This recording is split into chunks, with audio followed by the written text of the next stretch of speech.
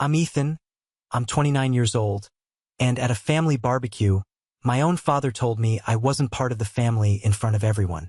Before I tell you how that single moment of humiliation led to me seizing control of my life and finances, let me know where you're all watching from in the comments below. It's amazing to see how far a story can travel. It was a Saturday, one of those sticky, late August afternoons where the air is thick with the smell of freshly cut grass and charcoal. My dad, Robert, loved these family get-togethers. Or rather, he loved the performance of them. He'd stand by the grill, tongs in one hand, a beer in the other, holding court like he was some kind of suburban king. I arrived with a bottle of decent red wine, something I knew my mom, Catherine, liked. Peace offering, I guess. Things had been tense lately, but then again, when weren't they? I stepped onto the back patio, and the usual scene unfolded. My dad gave me a curt nod. My mom offered a tight, fleeting smile before turning back to her conversation. My younger brother, Daniel, the golden child, was slouched in a patio chair, scrolling on his phone, not even bothering to look up. His wife, Jessica, gave a little wave. It was the same chilly reception I always got, but like always, I told myself to just try harder. I found an opening in the conversation. Everyone was talking about the upcoming family trip to a lakeside cabin.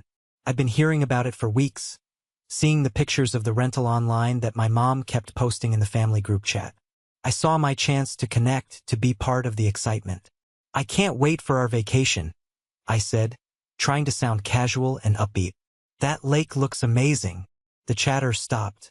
A weird silence fell over the patio, broken only by the sizzle of burgers on the grill. My dad turned from the grill, a smirk playing on his lips. It was a look I knew well. It was the look that came before the punchline, and I was always the punchline. He let out a short, sharp laugh. "It's only for family, Ethan," he said, his voice loud enough for everyone, including the neighbors, to hear. "Without you." The words hung in the humid air for a second, and then the laughter started. Not just a chuckle. It was a loud, rolling wave of laughter. Daniel snorted, finally looking up from his phone with a cruel grin. My Uncle Mike slapped his knee. Even my mom smiled, a brittle, see-through smile, as if my public humiliation was just a clever little joke. No one defended me. No one said, "Robert, that's not funny." They just laughed. In that moment, something inside me didn't break. It just clicked into place. All the years of feeling like an outsider, the person they called only when they needed something, it all solidified into a single cold realization. They weren't joking. He meant it. I didn't yell. I didn't cry. I didn't make a scene. I just looked at my dad, held his gaze, and nodded slowly. "Got it," I said, my voice surprisingly steady. I placed the unopened bottle of wine on the patio table. A final, useless offering. Then I turned around, walked back through the house, out the front door, and didn't look back. The sound of their laughter followed me all the way to my car. 5 days later, the real storm began when my mother tried to withdraw $5,000 from our joint account. And this time I was ready. To understand why that moment broke me, you have to understand the 1,000 little cuts that came before it. You have to understand my role in the family.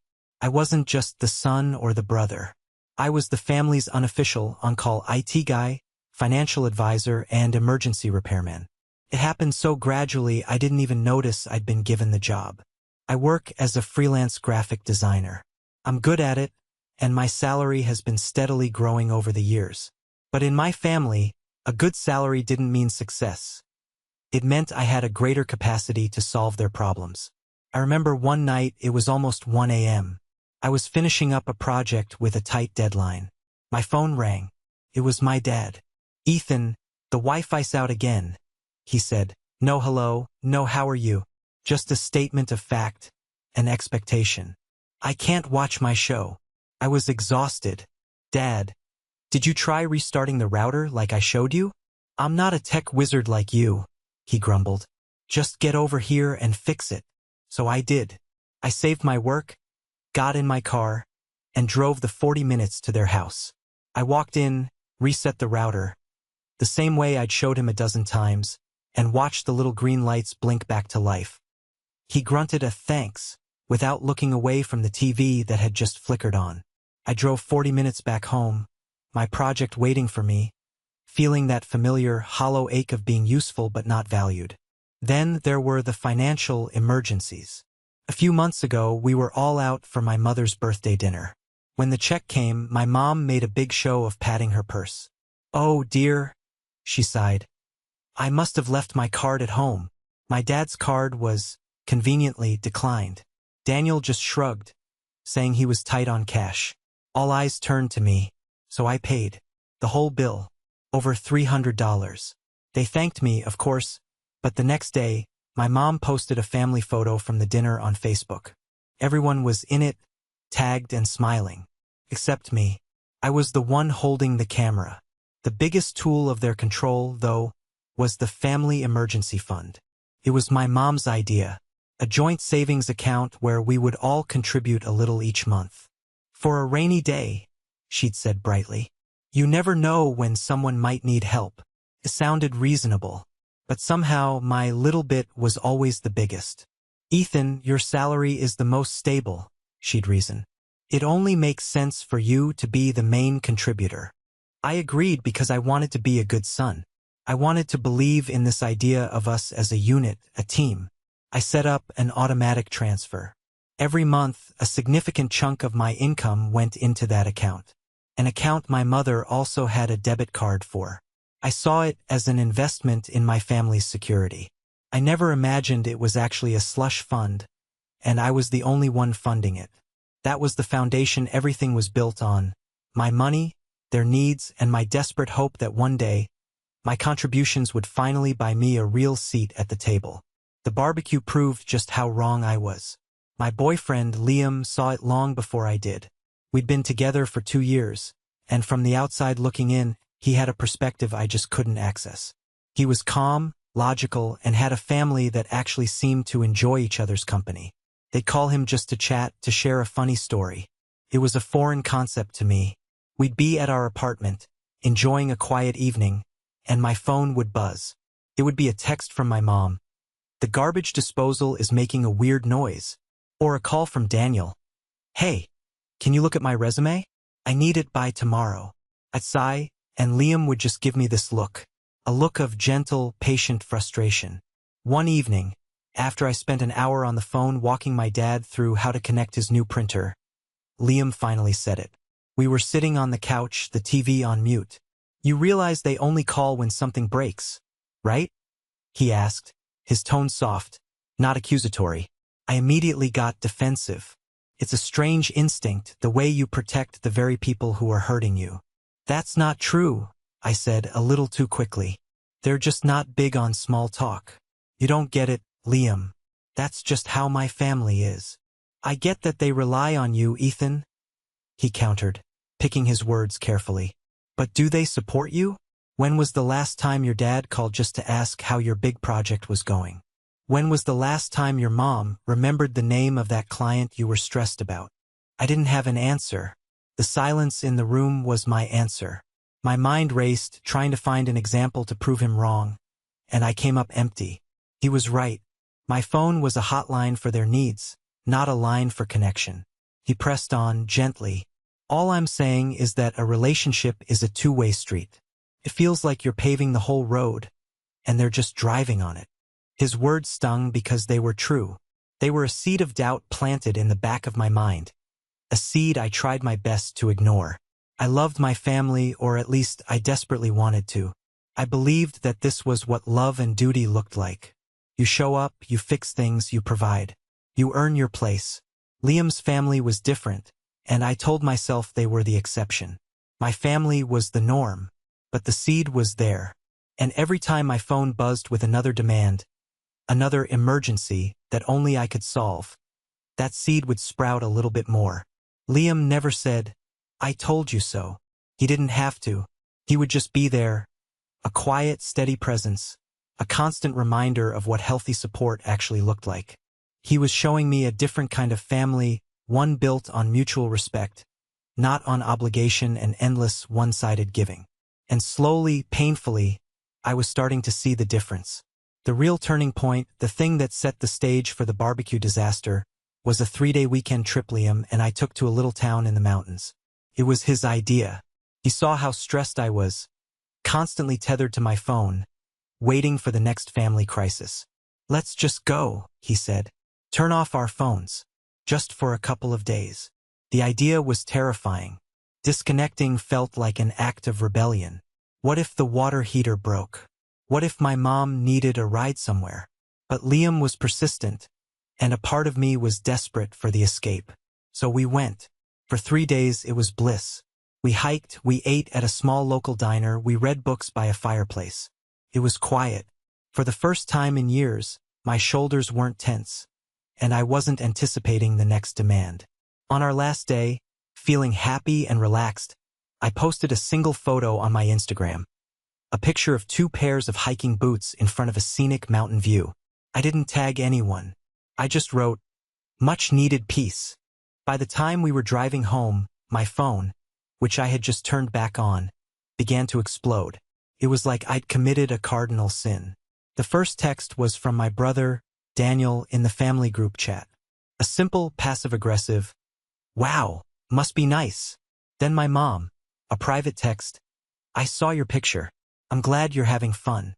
I just wish you'd told us you were going away." I was worried. Worried? I was a 29-year-old man. But the final blow was another text from her a few hours later, a masterclass in emotional manipulation. It read, "We've always been there for you, Ethan. We sacrificed so much to give you everything. But I guess when you finally get a little time off, you just run away like we don't exist. It hurts to feel so forgotten by your own son." The guilt hit me like a physical blow. It was suffocating. My 3 days of peace were instantly erased, replaced by that familiar, churning anxiety. How could I have been so selfish? I showed the texts to Liam. He just shook his head, his grip tightening on the steering wheel. "Do you see it now?" he asked quietly. "Your time is only valuable to them when it's spent on them. Your happiness is an inconvenience." That was when I decided I had to go to the barbecue that weekend. I had to prove her wrong. I would show up, I would be the perfect, attentive son, and I would smooth things over. I would make them see that I hadn't forgotten them. I'd bring a nice bottle of wine. I'd ask about their lives. I'd be present. I was walking into the lion's den, believing I could tame them with a smile and a bottle of Merlot. I didn't realize I wasn't the lion tamer. I was the meal. That desperate need to prove my loyalty is what led me right to that patio, right to that smirk on my father's face, and right to the words that would finally, mercifully set me free. For 5 days after the barbecue, there was silence. A loud, ringing silence. No angry calls, no manipulative texts. It was unsettling. I think they expected me to come crawling back, full of apologies for my dramatic exit. They'd given me the silent treatment before. It was one of their favorite weapons. Usually, I'd break within 48 hours. But this time was different. I wasn't just waiting them out. I was regrouping. The cold, hard clarity from that afternoon hadn't faded. It had settled deep in my bones. On the 5th day, a Thursday, I was working at my desk when an email notification popped up. It was from my bank. An alert I'd set up years ago and forgotten about. Subject: unusual activity on joint savings account ending in 4521. My heart hammered against my ribs. I opened it. A withdrawal of $5,000 has been attempted via debit card by Catherine, last name. This transaction exceeds the daily limit. Please contact us if you suspect fraudulent activity. $5,000. Not a small sum. There was no phone call. No text. No, "Hey, Ethan, we have a major emergency. We need to use the fund." Just a silent attempt to drain a huge amount of money from an account that I was almost single-handedly funding. The rage that I had suppressed on that patio came roaring back, but it was different now. It was sharp, focused, and ice-cold. This wasn't just about disrespect anymore. This was a violation. They saw me as a wallet, an open line of credit with no questions asked. I picked up my phone, my hand perfectly steady. I didn't call my mother. I didn't call my father. I called the number on the back of my debit card, the one linked to that account. "Hi," I said to the customer service representative. I need to report a lost card for my joint savings account and have it frozen immediately. Okay, sir. Can I ask if this is related to a fraudulent transaction? The man on the phone asked. I paused. No, I said, the word tasting like freedom. It's not fraud. I just don't authorize any further use of the card. By anyone. Took less than 5 minutes. The card was canceled. The account was locked down. But I wasn't done. While still on the phone, I logged into my online banking portal. I navigated to the account details. There was a little field, account nickname. 4 years, it had been Family Emergency Fund. My cursor blinked over the words. With a few taps, I deleted them. In their place, I typed 2 words. 2 words that summed up everything I was feeling. 2 words that were a direct reply to my father's laughter. Pay without me. I hit save. The change was instantaneous. I knew my mom would get a notification that the transaction was declined. And when she logged in to see why, she would see that new name. A digital slap in the face. It didn't take long. Less than an hour later, my phone began to buzz. A text from my mom. What did you do? The card isn't working. I need that money.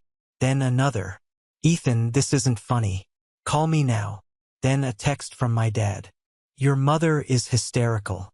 Whatever game you're playing, stop it. You're part of this family, and you have responsibilities. Oh, the irony. Now I was family. Now that the money was cut off.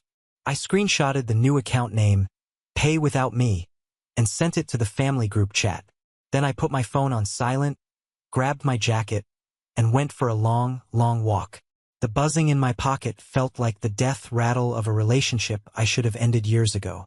The next day, my family escalated things in a way I could never have predicted. They decided to bring the battle to my turf. I work out of a co-working space downtown. It's an open-plan office, professional, full of other designers, writers, and tech startups. It's my sanctuary, the one place where I have complete control over my environment. Or so I thought. I was in the middle of a video call with a client when I saw her. My mother, Catherine, marching through the front glass doors. She didn't sign in at the front desk.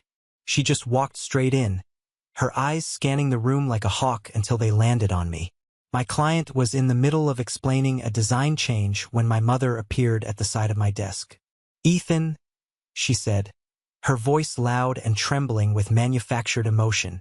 We need to talk. Every head in the office turned. My face flushed hot with a mixture of shock and humiliation. Mom, I hissed, covering the microphone on my headset. I'm on a call. I'm working. I don't care about your work, she declared, her voice rising. Now it was a performance for the entire office. I'm your mother, and you are treating your own family, with such cruelty. I quickly ended my call, stammering an apology to my client. Mom, please, I begged in a low voice. This is my workplace. Let's go outside. No, she wailed, and I could see her eyes darting around, making sure she had an audience. I will not be hidden away. I want everyone here to know what kind of son you are. A son who abandons his family in their time of need. A son who would rather see his parents suffer than part with a single dollar. A few people started whispering. My colleague Amanda from the desk across from me was staring, her mouth slightly open. This was a nightmare. This was my personal life bleeding into my professional one in the most toxic way imaginable. Instead of cowering, instead of letting the shame swallow me, that cold, hard clarity from the barbecue kicked in again. I stood up, my chair scraping loudly against the floor. I looked her directly in the eye. My voice was low, but it didn't shake. You were trying to take $5,000 from my account without so much as a text message, I said, keeping my voice even. That's not a single dollar, and this is not the place to discuss it. It was for an emergency, she sobbed, clutching her chest. Then you should have told me what the emergency was, I replied. Now you can either walk out of here with me, or I will have security escort you out. Your choice. For a second, she looked stunned. She had expected me to crumble under the public pressure, to do anything to make the scene stop. She never expected me to call her bluff. Her eyes darted around the room again, but this time, the faces watching her weren't sympathetic. They were just awkward and a little disturbed. The performance had failed. Her face hardened. The tears vanished as quickly as they had appeared. "You'll regret this, Ethan," she spat, her voice a venomous whisper. Then she turned on her heel and stormed out, leaving a stunned silence in her wake. I just stood there for a moment, my heart pounding. Amanda gave me a small, supportive nod. I took a deep breath, sat back down at my desk, and tried to focus on my screen. But I couldn't. My sanctuary had been invaded. The message was clear. There were no boundaries they wouldn't cross. I left work early that day, my mind reeling. I just wanted to go home, lock the door, and feel safe.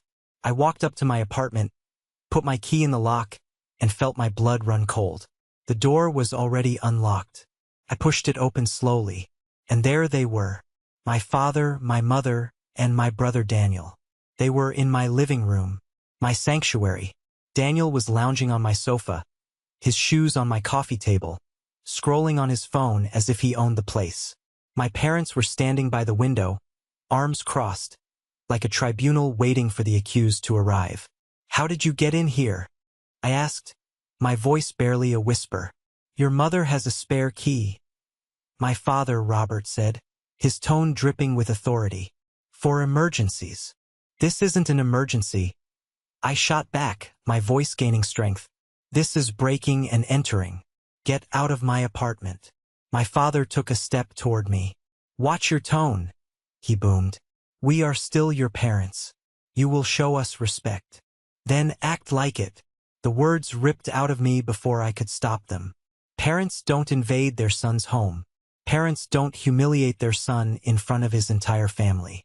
And they certainly don't try to sneak thousands of dollars out of his bank account.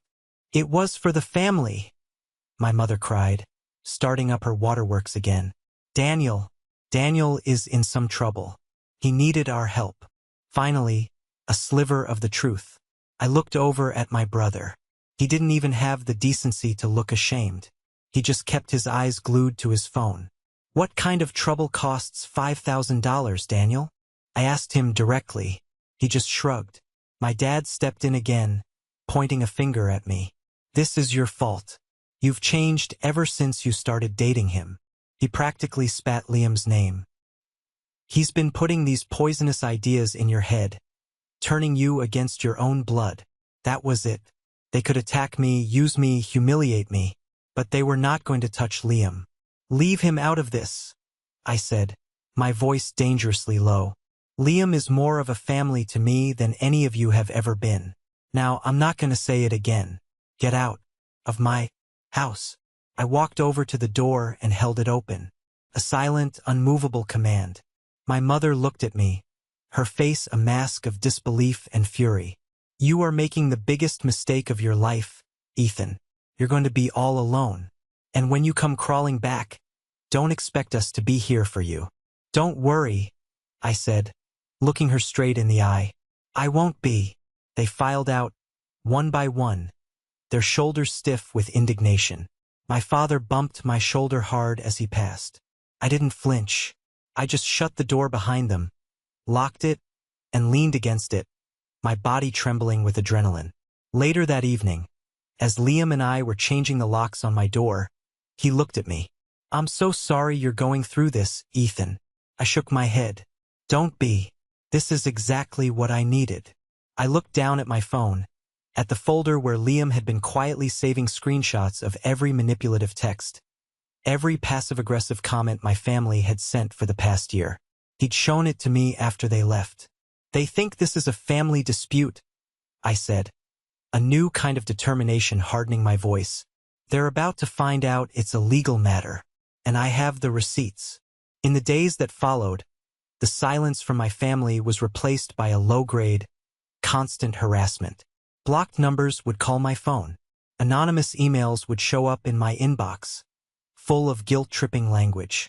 It was death by 1,000 paper cuts, designed to wear me down. I felt isolated, like I was on a tiny island with hostile waters rising all around me. Then, A name popped into my head. A name I hadn't thought about in years. My Aunt Carol. Aunt Carol was my mother's younger sister, the official black sheep of the family. The story I'd always been told was that Carol was selfish and unreliable. She'd had a falling out with my mother over some vague family matter about a decade ago, and had been more or less excommunicated ever since. We saw her at the occasional major funeral, where she would keep a polite distance, exchange a few stilted words, and leave early. My mother always spoke of her with a mix of pity and contempt. But now I was the one on the outs, and I started to wonder what Carol's side of the story was. What was the family matter that had led to her exile? On a whim, fueled by a mix of desperation and curiosity, I found her number through an online search. My finger hovered over the call button for a full minute. What if she hung up on me? What if she was exactly who my mother said she was? I took a deep breath and pressed the button. She answered on the second ring. "Hello." Her voice was crisp and businesslike. "Aunt Carol?" I said, my own voice hesitant. It's Ethan." There was a pause on the other end of the line. I held my breath, expecting to hear a click. Instead, I heard a soft sigh. "Ethan," she said, and her voice softened completely. "I was wondering when you might call." I was so surprised I didn't know what to say. You were. "Let me guess," she said, her tone wry. "Your mother tried to pull a fast one with money.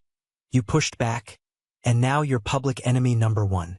The accuracy was so startling it felt like she'd been reading my mail. "How did you know?" "Because your mother has been running the same play from the same playbook for 30 years, she said, a weary resignation in her voice. I was just the first person who refused to play the game. "Look, this isn't a conversation for the phone. Can you come over? There's something I think you need to see." We set a time for the next afternoon. As I hung up, a strange feeling washed over me. It wasn't just relief. It was a flicker of hope. For the first time, I felt like I wasn't completely alone in this fight. Maybe I wasn't the problem. Maybe the problem was, and always had been, the family itself. Aunt Carol lived in a small, tidy house on the other side of town. When she opened the door, she looked older than I remembered, but her eyes were sharp and intelligent. There was no pity in her gaze, only a calm understanding. She led me into her small study, where a thick accordion file sat on her desk. The label on it, written in faded marker, just said, "Catherine." My stomach twisted. "I started this after the big falling out," she explained, her voice even. "For my own protection. I figured one day, I might need to prove I wasn't crazy." She opened the file and my jaw dropped. It was a meticulous record of my mother's financial manipulations going back 15 years. There were copies of bounced checks, IOUs written on napkins that were never paid back, and printouts of emails filled with sob stories about sudden, urgent expenses. There was a loan for a new roof that Carol later discovered had paid for a Caribbean cruise. There was a plea for money to cover a medical emergency for my dad, which turned out to be an elective cosmetic procedure. It was a history of lies and deceit, all carefully documented. "She tried to say I owed her money from our parents' inheritance," Carol said, her voice tight with old anger. "Claimed I'd taken more than my share. It was a complete lie, designed to get me to pay for one of Daniel's business ventures that went bust. When I refused and showed her the paperwork to prove it, she cut me off. Told the whole family I'd stolen from her. Then, she pulled out the last set of papers. They were recent. Bank statements from an account I didn't recognize. "This," she said, tapping a highlighted section, "is why I knew you'd call." She had, through a friend who worked in finance, managed to get a little insight into Daniel's situation. The papers showed a series of huge, desperate cash withdrawals from high-interest lenders. "He's in deep," Carol said quietly. "Gambling debts. Looks like he owes some very serious people a lot of money, and his deadline was last Friday." Everything clicked into place. The urgency, the $5,000, the sheer panic when I cut them off. It wasn't for a vague family emergency. It was to bail out the golden child from a mess of his own making, a mess they had been desperately trying to hide. They weren't saving the family, I said, the words feeling like ash in my mouth. They were enabling him, and they were using my money to do it. And they would have let you believe you were the bad guy for the rest of your life if you hadn't stopped them, Carol finished. I sat there, staring at the file. This wasn't just a record of my mother's deceit. It was my validation. It was proof that I wasn't dramatic, I wasn't selfish, I wasn't cruel. I was just the latest target in a long, well-established pattern. Carol passed me a tissue box. I hadn't even realized tears were streaming down my face. They weren't tears of sadness. They were tears of pure, unadulterated rage. And I knew exactly what I was going to do with it. My family's next move was both cunning and incredibly stupid. They learned from my nosy but well-meaning former neighbor, Mrs. Gable, who still reported my every move to my mother, that I had a huge meeting scheduled. It was more than a meeting. It was a career-defining lunch. I had been pitching a major rebranding project to Henderson Corp., a large, respected firm. After weeks of back and forth, I had finally landed a lunch with the CEO himself, Mr. Henderson. If this went well, it would mean a massive contract, the kind that could elevate my freelance business to a whole new level. It was a chance at a real promotion in my career, from a solo act to a major player. They saw this meeting not as a milestone for me, but as a point of maximum leverage for them. They figured, correctly, that I wouldn't want a scene in front of such an important potential client. They believed my fear of professional embarrassment would be the weapon that finally brought me to my knees. The lunch was at a high-end Italian restaurant downtown. Classy, quiet, and very public. I got there early, my portfolio case in hand, my heart a nervous drum against my ribs. Mr. Henderson arrived a few minutes later. He was an older gentleman, impeccably dressed, with a firm handshake and eyes that didn't miss a thing. We made small talk, we ordered, and I was just about to open my case to start the presentation when I saw them. My father, my mother, and Daniel. They walked into the restaurant and made a beeline for our table. My blood turned to ice. It was happening again, but this time the stakes were infinitely higher. My mother led the charge, her face a carefully crafted mask of sorrow. "Ethan," she said, her voice just loud enough to make the nearby tables turn their heads. "Thank God we found you. We've been so worried." Mr. Henderson looked from her to me, his brow furrowed in confusion. "Mom, Dad, what are you doing here?" I said, my voice dangerously calm. "We're here for our son," my father boomed, stepping forward. "We're here to talk some sense into him." He turned his attention to Mr. Henderson. "I'm so sorry to interrupt your lunch, sir. I'm Robert. This is my wife, Catherine, and our other son, Daniel. We're just a family going through a difficult time. Our son," he said, gesturing at me, "has decided to cut us off over a small financial misunderstanding." My mother chimed in, dabbing a dry eye with a napkin. "He has control of the family savings, a fund for emergencies, and he's refusing to help us. His own brother is in trouble, and he just doesn't care." They had me cornered. In their minds, there were only two outcomes.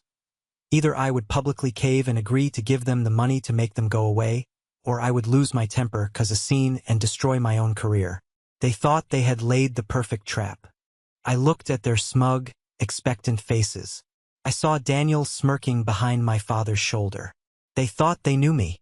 They thought I was still the boy who would do anything to keep the peace. But they didn't know about the accordion file sitting in my briefcase. They didn't know about Aunt Carol. And they didn't know that I was done playing their game. I took a slow, deep breath, looked Mr. Henderson straight in the eye and said, "Sir, I apologize.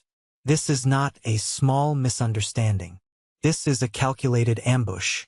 And since my family has decided to make this a public matter, I think it's only fair that we discuss it with full transparency." I reached down, clicked open my briefcase, and pulled out the file.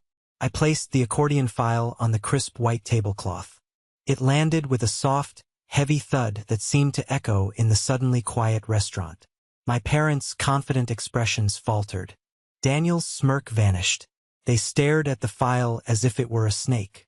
"As I was saying," I continued, my voice clear and steady, addressing Mr. Henderson but making sure my family heard every word. This isn't about a family emergency fund. It's about a pattern of financial and emotional manipulation that has been going on for over 15 years. I opened the file. I didn't raise my voice. I didn't get emotional. I became a narrator, laying out facts. Exhibit A, I said, sliding a copy of a bank statement across the table. A request for $3,000 for a new roof in 2011. Followed by, I slid a travel itinerary next to it. A 2-week Caribbean cruise taken by my parents 1 month later. My mother gasped. That's not... You can't. Exhibit B, I went on, ignoring her. A series of bounced checks and unpaid IOUs to my aunt, Carol. The very aunt my mother told the entire family had stolen her inheritance, leading to a decade-long estrangement. The truth is, my aunt refused to keep funding my brother's failed business ideas. I looked directly at Daniel, who now looked physically ill. My father tried to interrupt. Now, see here, this is a private family matter. This has nothing to do with a potential lawyer or custody battle over some funds.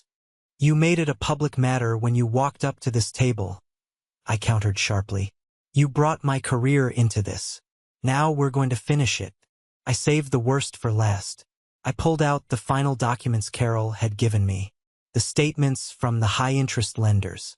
And finally, I said, my voice dropping, the real reason for this dramatic performance. The $5,000 you so desperately needed last week. I looked from my mother's pale face to my father's clenched jaw. It wasn't for a vacation you claimed I wasn't invited to. It wasn't for a medical bill. It was to pay off a portion of my brother's gambling debts. Debts he accrued because you have enabled his irresponsible behavior his entire life, using money from anyone you could manipulate to clean up his messes. The silence was absolute. My family was completely, utterly stunned. They had no script for this. No prepared response for the cold, hard, documented truth. I turned to Mr. Henderson. His face was unreadable, but his eyes, which had been watching me intently, now shifted to my family.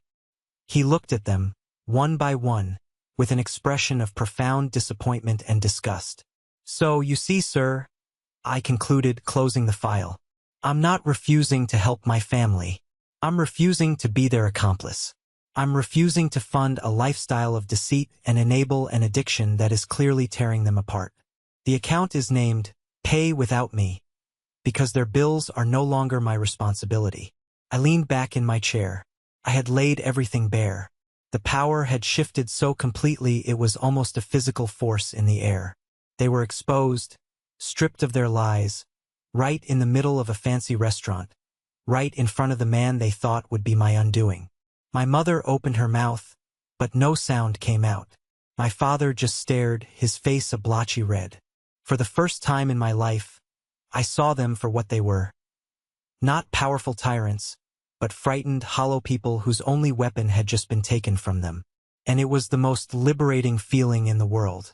This was the moment everything changed, the moment I finally took back control of my own story. Thank you for sticking with me this far, you're amazing. Please help me out by liking this video and commenting the number 1 down below, just so I know you made it here with me. It doesn't just help more people find this story. It lets me know that my experiences mean something to someone out there. Your support is the biggest reason I feel strong enough to share the rest of this journey. The fallout from the restaurant was immediate and catastrophic for them. They left without another word, a trio of shamefaced ghosts shuffling past gawking diners. Mr. Henderson simply looked at me, nodded once and said, "Let's reschedule for tomorrow. My office." He then paid for the lunch and left. The next day, I walked out of his office with the Henderson Corp contract signed. He told me he valued integrity above all else. My family's little stunt had backfired in the most spectacular way possible. But I knew they wouldn't give up. People like them don't learn from their mistakes. They just change their tactics. A week later, I received a certified letter. It was from a lawyer they had hired, full of baseless accusations about financial malfeasance and emotional distress. It was a scare tactic designed to bully me into a settlement. That's when I called the number Aunt Carol had given me. "You'll need a good lawyer," she'd said. "Not an aggressive one, a smart one." Her name was Mrs. Davis. She was a woman in her late 50s with sharp eyes and a calming presence. I walked into her office with my briefcase, which now contained not only Carol's file but also the folder Liam had so carefully compiled. Years of manipulative texts, saved voicemails, and a log of every emergency I had paid for. She listened to my entire story without interruption. When I was finished, she looked at the letter from my family's lawyer and gave a small, humorless smile. "This is loud, but it's got no teeth," she said. "It's a shakedown. We won't be shaken." Then the other shoe dropped. I got a call from the director of my co-working space. An anonymous complaint had been filed against me, accusing me of creating a hostile work environment and conducting unethical business practices. They had to launch an internal investigation. My membership was suspended pending the outcome. I felt the ground fall out from under me. This was a direct attack on my livelihood. I immediately called Mrs. Davis. "Anonymous?" she asked, a sharp edge to her voice. "I doubt it." She hired a forensic IT specialist. Took him less than 24 hours. The complaint had been submitted from a public computer. Specifically, a computer in the main library of the state university, the same university my brother, Daniel, was supposedly attending part-time. The IP address was a smoking gun. Mrs. Davis's response was swift and brutal. She drafted a cease and desist letter so airtight it was a work of art. It detailed every instance of harassment, from the home invasion to the defamatory complaint, and made it clear that any further contact would result in a lawsuit and a restraining order. She also sent a copy, along with the IT report, to my family's lawyer. His response came 2 days later. He was dropping them as clients. We had won. We had used their own tactics, the law, evidence, and undeniable facts, against them. It wasn't about revenge. It was about building a wall so high they could never climb over it again. A few days after my family's lawyer dropped them, my phone rang. It was my mother. I almost didn't answer. Mrs. Davis had advised against any direct contact. But something told me I needed to take this one last call. Her voice was different. The shrill, theatrical tone was gone. In its place was something hollow and defeated. "Ethan," she said, her voice small. "Hello, Mom," I replied, my own voice neutral. There was a long pause. I could hear her breathing on the other end of the line. "Your father, he's not well," she began, falling back on old habits. "The stress of all this." "I'm sorry to hear that," I said, offering no emotional entry point. I would not be drawn in. "We got the letter from your lawyer," she continued, her voice cracking slightly. "A restraining order, Ethan? Is that what it's come to, after everything we did for you? That college fund we started." "The college fund you cashed out to renovate the kitchen?" I asked calmly. It was another detail Carol's file had revealed. The silence on her end was my confirmation. "We just wanted what was best for you," she whispered. It was the last, desperate lie of a woman who had run out of ammunition. "No," I said, and the word was final. "You wanted what was best for you and for Daniel.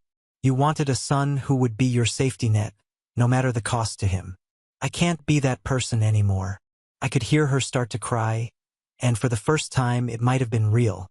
The sound of a world she had built on lies finally crumbling around her. A small, selfish part of me felt a flicker of satisfaction. But mostly, I just felt a deep, profound sadness. Sadness for the family I never had. Sadness for the mother she could have been. "I do hope you all get the help you need," I said, and I meant it. "I hope Dad feels better, and I hope Daniel deals with his problem. But my help is no longer on the table. My life is no longer a resource for you to drain. Ethan, please." She started. "Goodbye, Mom," I said softly, and I ended the call. I blocked her number, then my dad's, then Daniel's. It was over. The last tether was cut. I stood in my quiet apartment, the silence no longer unsettling, but peaceful. It was the sound of a storm that had finally passed. 6 months later, the world looked different, brighter. Liam and I moved. We found a beautiful apartment on the top floor of a building across town. It had huge windows that flooded the space with sunlight, something my old, darker apartment had always lacked. We painted the walls a warm white and filled the space with plants.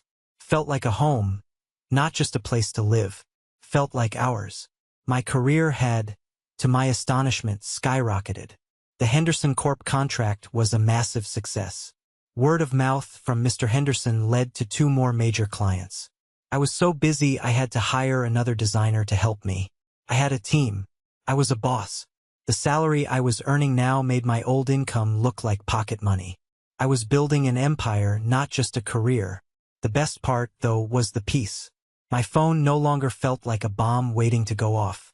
A buzz in my pocket was usually Liam sending me a funny meme, or Aunt Carol, who had become a regular fixture in our lives, inviting us over for dinner. The constant, low-level anxiety that had been my companion for years was just gone. I hadn't realized how much space it had taken up in my head until it was no longer there. Liam and I fell into a comfortable, happy rhythm. We cooked dinner together most nights. We took weekend trips without a single thought of who might be trying to guilt-trip me. We talked about the future, about buying a house, about getting a dog, maybe even about marriage. Things I'd never allowed myself to seriously consider because my life was always on hold, waiting for the next family catastrophe. One Saturday morning, I was sitting in our sun-drenched living room, sketching out a logo concept. Liam brought me a cup of coffee. He sat on the arm of the chair and looked around the room, a contented smile on his face. "It's good to see you like this," he said quietly. "Like what?" I asked, looking up from my sketchbook. "Happy," he said simply. "Truly, deeply happy. Not just pretending to be okay." He was right. I was happy. It wasn't a fragile, fleeting happiness that could be shattered by a single text message.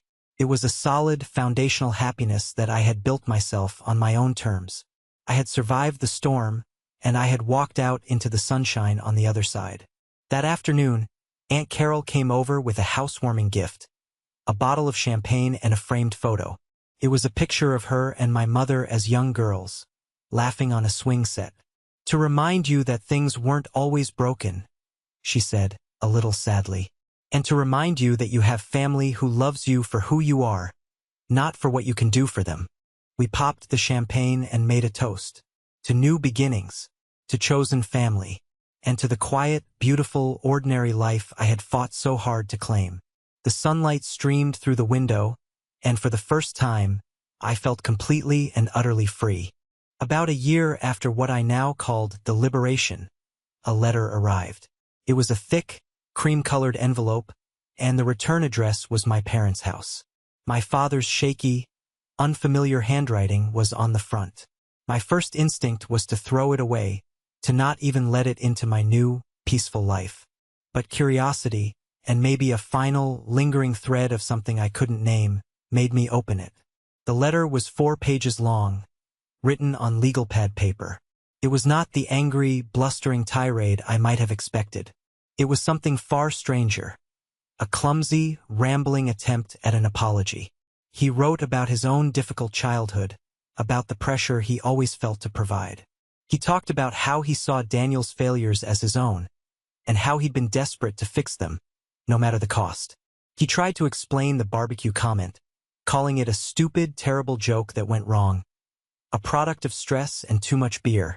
He never actually said the words, "I am sorry for hurting you."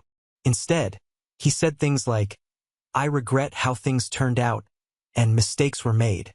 It was a classic non-apology, full of justifications and blame-shifting.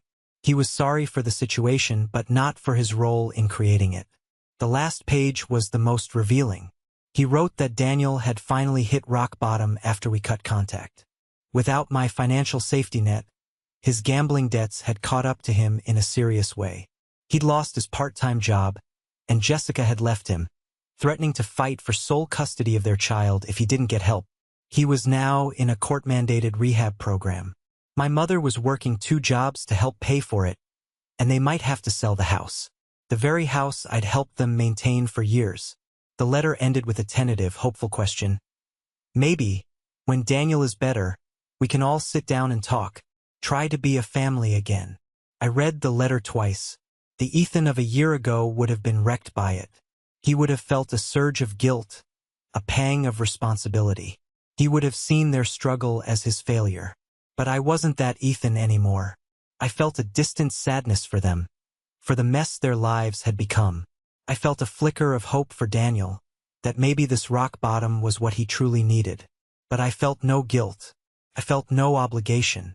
Their problems were the direct result of their own choices. I hadn't created their storm. I had simply refused to stand in the rain with them any longer. I thought about writing back. I composed a dozen different replies in my head. Some angry, some compassionate, some clinical. But in the end, I realized that any reply at all would be an invitation. It would be cracking open the door I had fought so hard to bolt shut. Silence was its own answer. It was the boundary. I folded the letter, slid it back into its envelope, and walked over to a wooden box on my bookshelf. It was a box where I kept old keepsakes and mementos. I placed the letter inside, next to old concert tickets and faded photographs from my past. I closed the lid. It wasn't a wound I was hiding. It was a scar I was acknowledging, a reminder of a battle I had fought and won. Then I went back to my life, my bright, sunny, peaceful life, and I never looked back. Tonight, Liam and I are sitting on the balcony of our apartment. The city lights are spread out below us like a blanket of fallen stars. It's quiet, peaceful. This has become my favorite place in the world. It's been 2 years since that day at the barbecue. 2 years since I chose myself. The journey wasn't easy. There were days of anger, of grief for the family I wished I had. But standing here now, I know without a shadow of a doubt that it was the single most important decision of my life.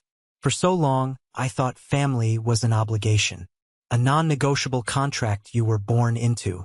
You owed them your time, your energy, your money, your loyalty, even when they gave you nothing but pain in return. You endured the disrespect, you swallowed the humiliation, because that's what a good son was supposed to do. But I was wrong. That's not family. That's a hostage situation. I've learned that real family isn't about blood. It's not about a shared last name or forced holiday gatherings. Real family is about respect. It's about showing up for each other, not just when you need something, but because you genuinely want to share in each other's lives. It's about celebrating the victories and offering a hand during the struggles, without ever keeping score. My family is Liam, who saw my worth even when I couldn't see it myself. It's Aunt Carol, who showed me I wasn't crazy by sharing her own scars. It's the friends who form a circle of unwavering support. That is my tribe. That is my home. As for the bank account, I closed it a long time ago, but I'll never forget the name I gave it, Pay Without Me. It started as an act of anger, a final screw you, but over time it's become my mantra. A reminder that I am not responsible for the happiness or the poor choices of others. A declaration of independence. My life is my own. I get to decide who I share it with, and I choose to share it with people who fill it with light, not with darkness. Thank you for listening to my story. I hope it resonated with you in some way. It's a vulnerable thing, sharing these parts of your life, but I feel it's important. Have you ever been in a situation where you had to choose between your own well-being and a relationship that was hurting you? Let me know your story in the comments below. And if you'd like to hear more, please don't forget to like and subscribe. Truly means the world to me.